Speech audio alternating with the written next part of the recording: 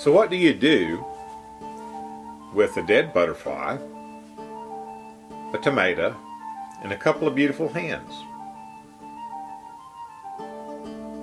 Well, you go to Iceland.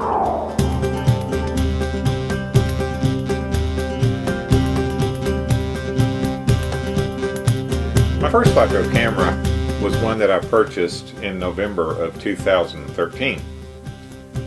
The camera was difficult to use, low resolution, had high noise at low light, and was really very unusable for me.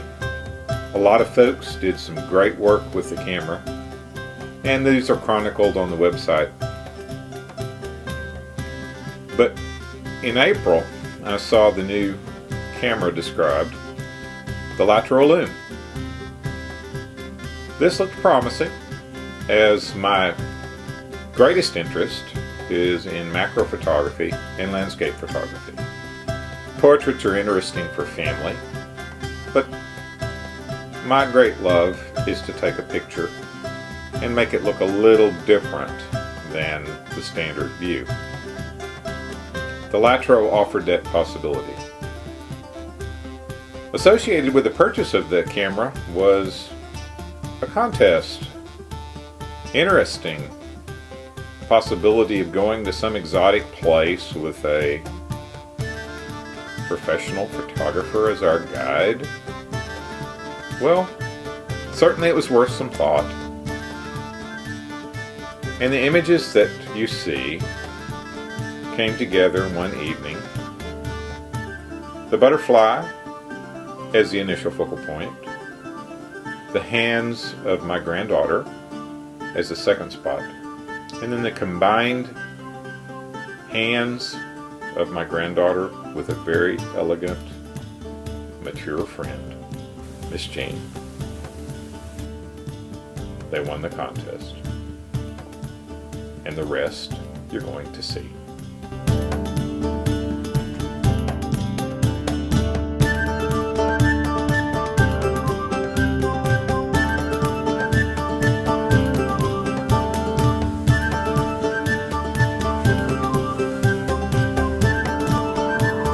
So it looks like I won the contest, and I'm one of the grand prize winners that gets to go to Iceland. Hop a plane on Iceland Air, JetBlue at first, and then make it over to Reykjavik. That is apparently the port of entry of most of the community. It's a small country, population-wise, only 320,000 or so, and most of them live in the Reykjavik area. Of course, the burning question beyond getting to travel is this camera going to be worthwhile for landscapes? I'd already tried multiple pictures and had a lot of failures, some that would not move, some that were just not properly focused, and you began to learn that the camera had to have that three-part image that we had worked through in the contest. You have to have the foreground, you have to have the middle ground, and the background. And then proper zoom technique, along with focus, brings the images to a point to where they can be refocused by the computer. They're stunning when properly focused. They're disappointing when they're not. Luckily, the Lytro camera gives you the ability to see if your image is proper at the time. I missed several good opportunities, several beautiful pictures that would not refocus, but they became fairly good flat pictures. The 5D slowly became a little bit less used. I used it less and less as the trip went on, and learned that I could do a lot more moving images with the Lytro. The evening before the official hookup with Lytro, the five of us agreed to meet at a downtown pub in Reykjavik. Christian, Brad, Rod, Jim, and myself shared our experiences to date with the Lytro Illum. The camera. Would this thing work for landscape photography? Was it really worth the cost of the $1,500 purchase price.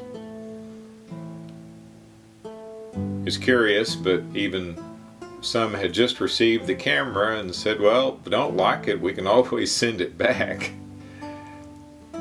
I think as the trip went on, all of us really just kind of laughed about that comment because it became very clear this camera had a place in our bag. The morning of the official meetup, we met at a hotel, jumped into a van, and we headed off to a place called the Blue Lagoon. The Blue Lagoon is a man-made lagoon that is fed with the condensate of a steam generating, electric generating plant just that's nearby.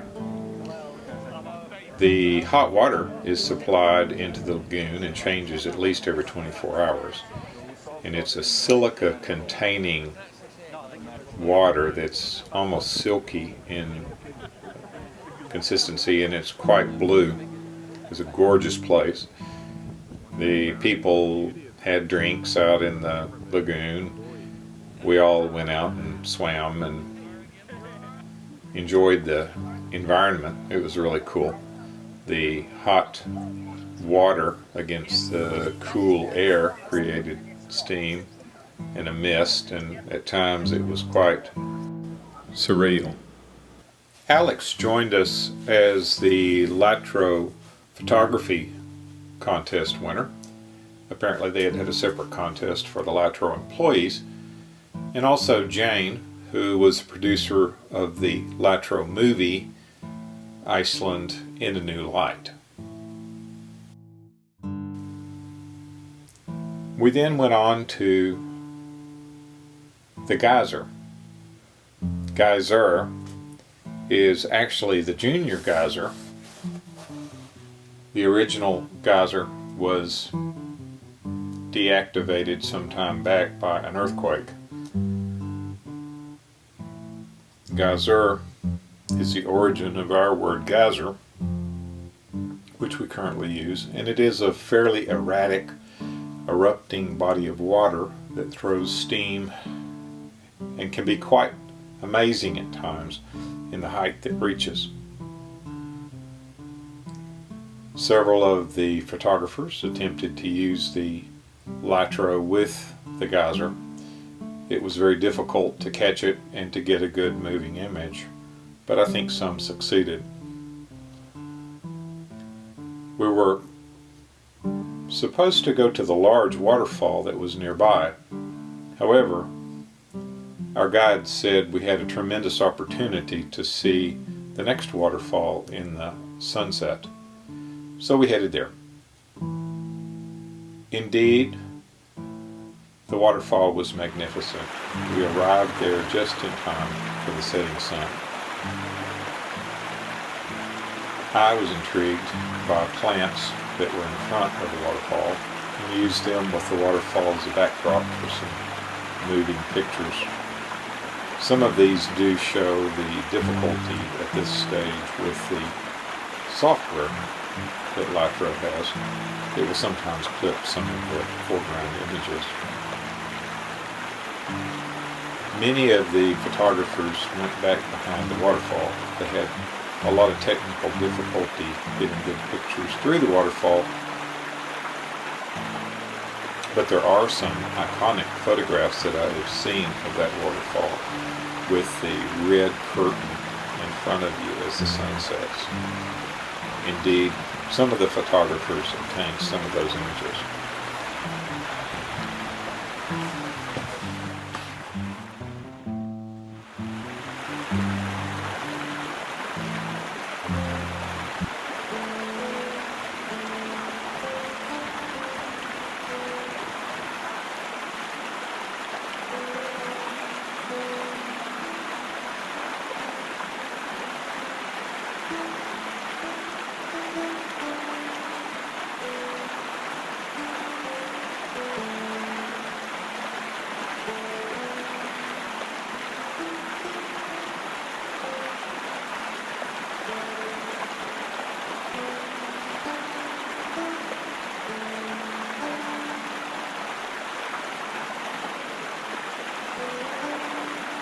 activities.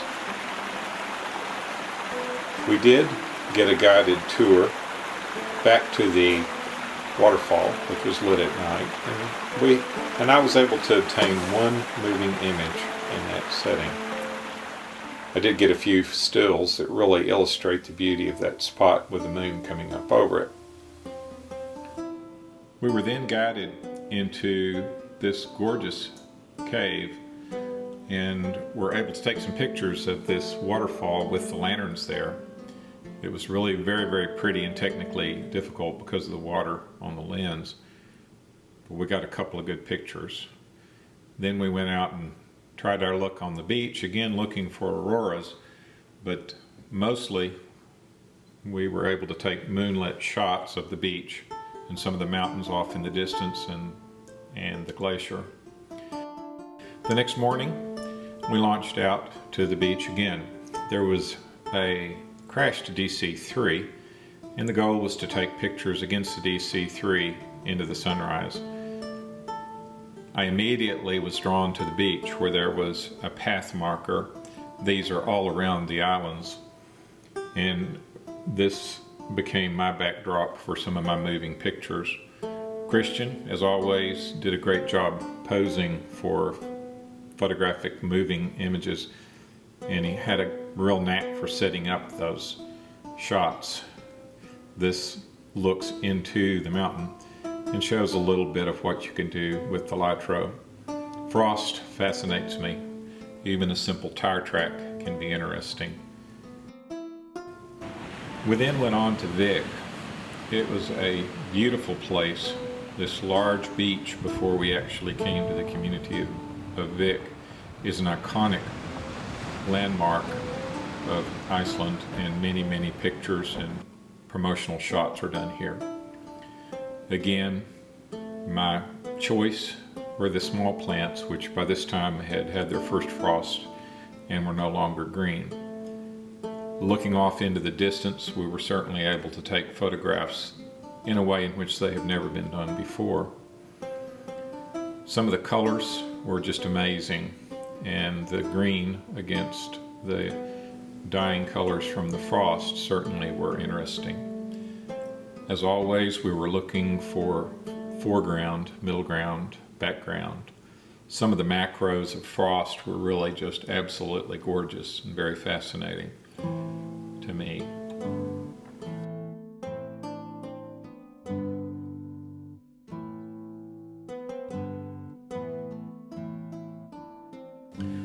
On the way out, I asked the driver to stop for a moment. We piled out and took pictures of the reflections of this lake with the mountains in the background. There were geese flying and the sounds were incredible off in the distance. It was really a beautiful moment and very, very beautiful scenery.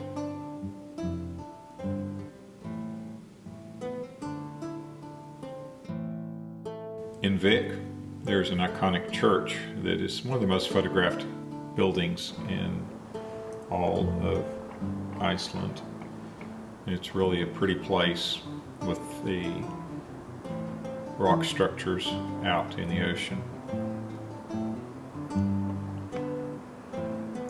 This gives you a little bit of a picture for what we did with everybody spreading out to take their images in different ways against the scenery. Some of my images were nice and certainly did move.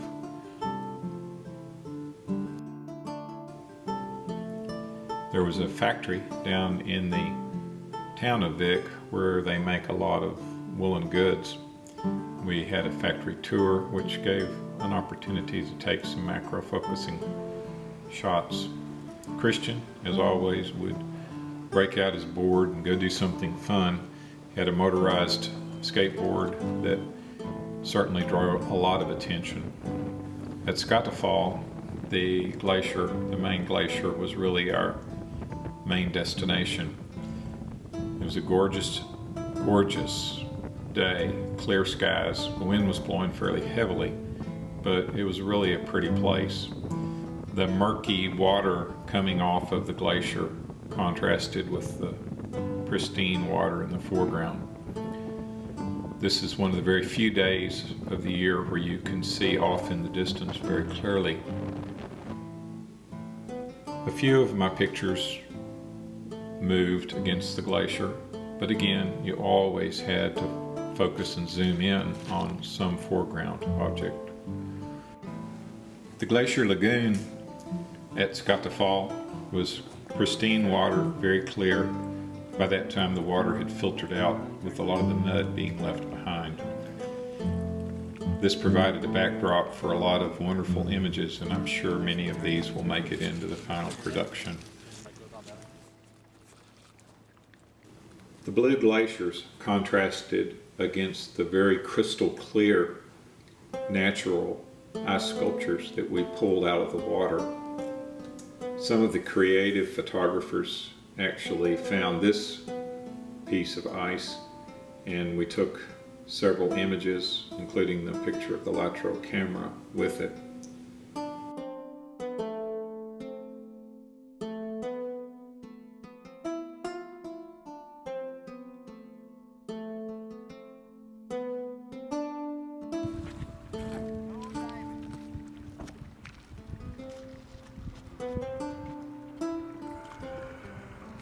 While Ingo was preparing to go out on his paddleboard, Chris decided to take a dip in the ice-cold water. It was interesting to watch him hesitate and then finally dive on in, and then came back out fairly quickly and dried off. I guess this is what you do when you're a cold water surfer. He seemed to be quite happy to be under that parka.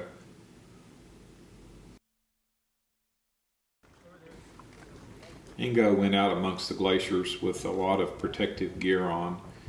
He had a locator beacon, a life vest that had flotation, communication, and I think even some oxygen on board.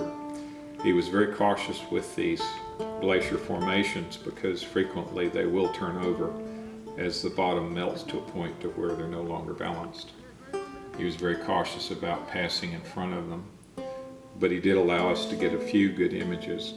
Again, down against this water, you had a foreground that would focus and the computer could pick that up and move.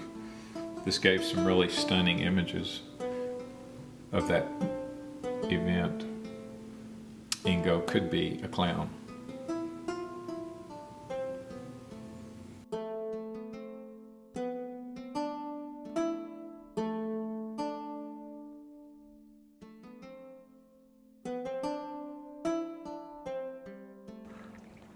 I sure am glad they decided it was too dangerous for us to do this.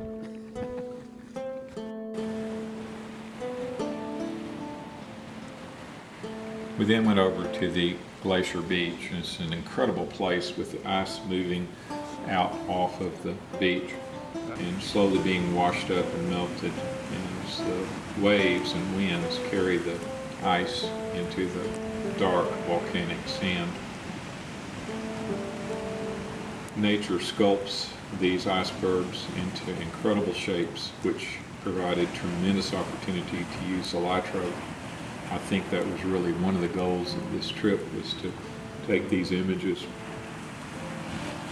Birds flew around in the backdrop as the waves came in. We had the opportunity to take many images along the beach at that time. Some in the sunlight, setting sunlight, some became quite incredible as the lighting moved the images. There were explosions of water in the background as the sun struck these beautiful pieces of ice out on the beach.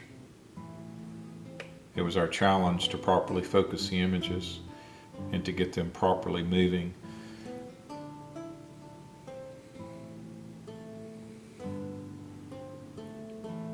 It was amazing to watch the power of these icebergs as they floated off in the distance. it was equally amazing to think about the timelessness of this whole process and how many years this had been going on.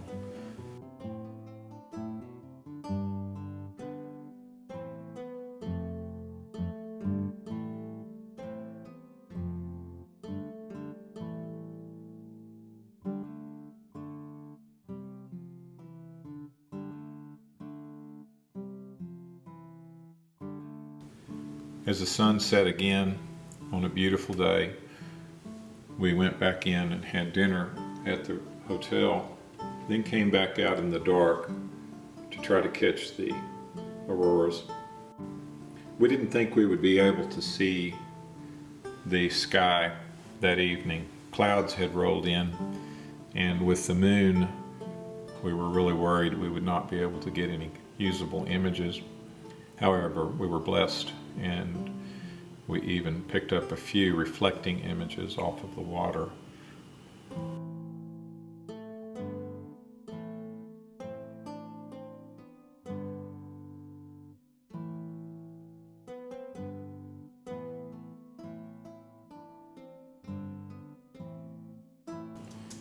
Given the cloud cover, we went back to Hotel Hof, and we had a good rest.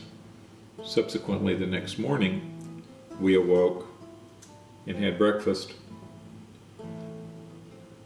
I noticed photographers pulling up in vans and going to a structure that was below us in the hotel.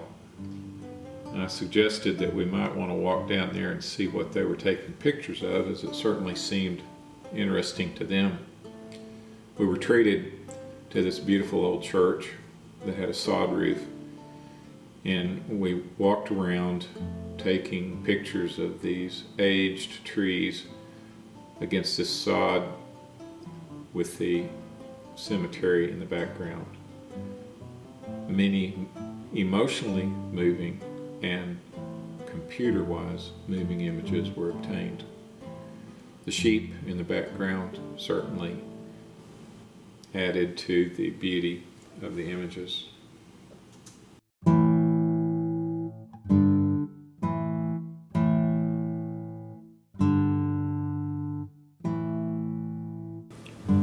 We then headed off to a waterfall. We were told it was about a 1 mile hike back into the hills where this waterfall could be seen from a distance. It was a demanding hike, but we all made it, and along the way took some gorgeous photographs with the waterfall in the background and in the foreground some plants. The photographs along the way were stunning. The waterfall with the incredible rock formations were really awe-inspiring. The fall colors were subdued but really matched along with the colors of the rock. Down deep in the area of the waterfalls, I actually found some green formations of the plants that I had enjoyed taking pictures of. The sound was incredible as the waterfall cascaded over the hill, and the color in the bed of this area was just gorgeous. It was cold, but we had had a nice hike, so it certainly warmed us all up. You could see my fellow photographers working, using the Illum to take moving pictures of this beautiful structure.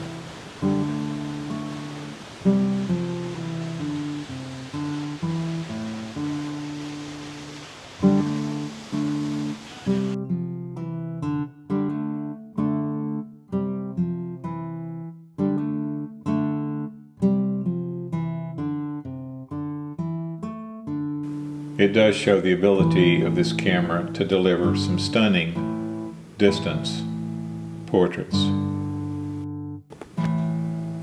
We then walked down to an area where a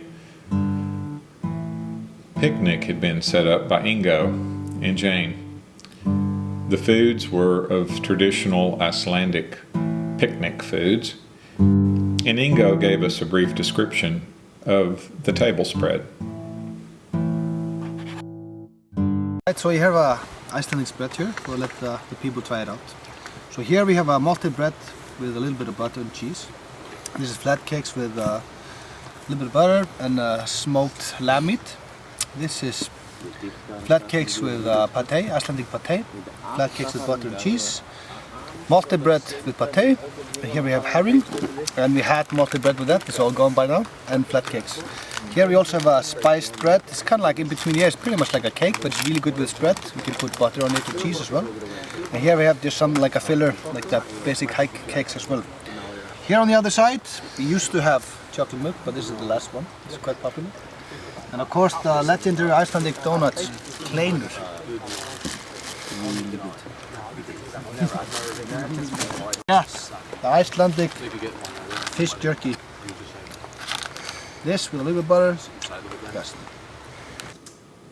So it wasn't very long after they fed us this Icelandic power meal that I figured out why they did it. A few moments later, we were strapping pieces of metal onto our feet, had our boots on, heavy clothes, and were marching off onto a glacier, walking on ice to take pictures. This is what Lytro thought we should do to prove that this camera could work. Well, come along and you tell me if I decide to do this. Okay, let's go.